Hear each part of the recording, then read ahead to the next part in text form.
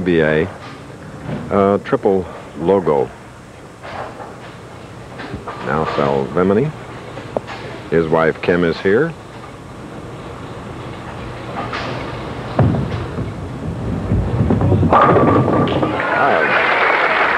Joe gets his second strike with a spare out. There's Kim. Okay, Joe-Salvemini was a late bloomer, picking up the sport after age 20. We asked to what he attributed his success. I think I became successful because I was athletic, even though it took me a while to get into bowling. Once I picked it up, I seemed to pick it up pretty quickly. Instinct carried me over, and I just worked real hard at it.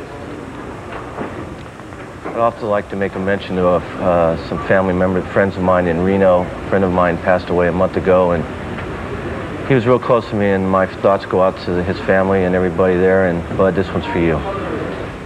Well done, Joe. And Joe leaving himself another single pin spare to work on. Bo having that strike up.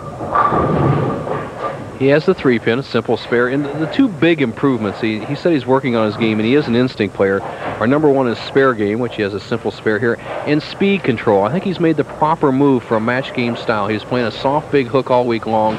He's moved farther to the left. He's throwing the ball much harder, taking some of the breakout. I think that may be the way for Salvemini to conquer this pair.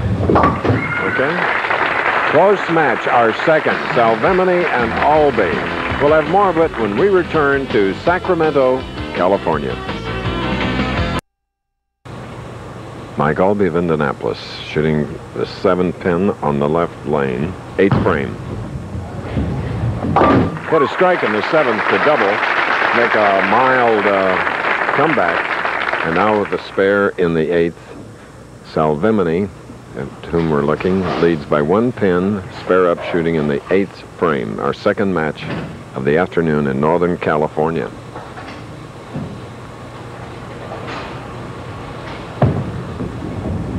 A 5-9. Salvemini gets a good break there as the head pin wrapped around and tapped out the 10 pin and moved it, which fell forward and knocked out the other difficult pins. So right now he would trail by 1 if he converts.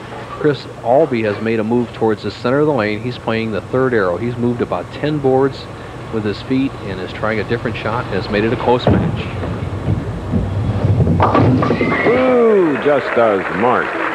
We're in Sacramento, often called a halfway city because it's a mere 90 miles from San Francisco to the west, and to the east about 90 miles, the foothills of the awesome Sierra Nevada mountains. A lot to do in a short travel here.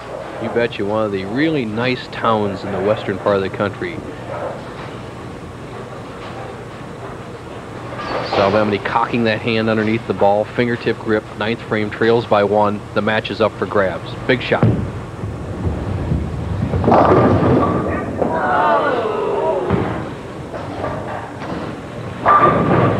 Just can't seem to figure it out, Chris. Left the 3-10 baby split. Much easier for a lefty. All he has to do is get the ball to the right of the 3-pin in this area. Let the ball carry into the 10. Now, being a left-hander, the ball breaking that way, it's much easier. If he converts his spare, he will trail by 3 through 9.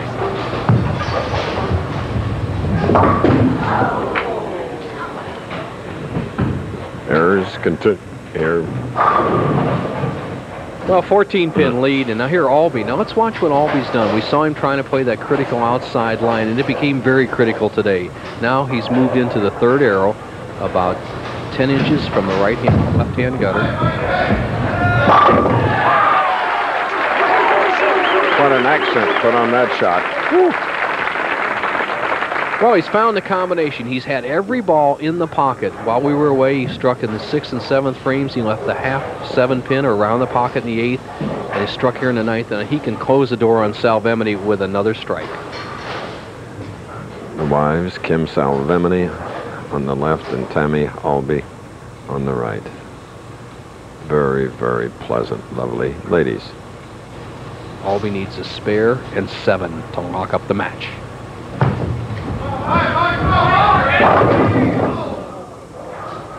Not to be. Always left him a spare, left himself a spare that he can miss. He's made this once today, and Aulby made a smart move. He threw a hard, straight ball down the right side of the lane, converted the 3-5-6. He needs this spare and 7 pins to lock out Salvemini. Here's the way to do it. Ball coming right through. That and a good count would be a winner. He'd be in the semifinal. Let's see what happens. As you said. Nobody's throwing any balls on the right side of the lane. Now, what this sets up for Salvemini is Joe-Salvemini needs 2 strikes and 3 pins to win the match. He's looking to the side. Salvemini only has 2 strikes so far in the match, one being on the right-hand lane. Let's see what he does. I think the only thing I could do, Chris, if I was in this position, is move to the extreme left and just throw a hard shot at the 1-2 pocket. You can't gamble on it breaking. He's been light every time he tried it.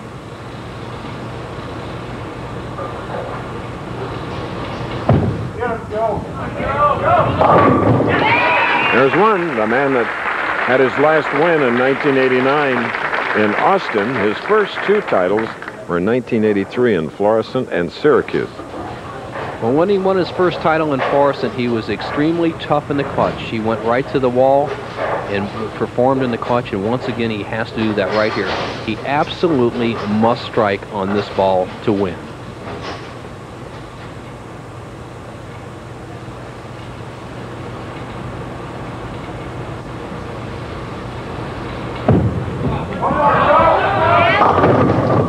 Not to be, leaving the 4-7. Okay, Mike-Aulby now. Very close matches. This by 2 pins, 183 to 181. Aulby now goes against a non-winner named Mike Scroggins of Amarillo, Texas.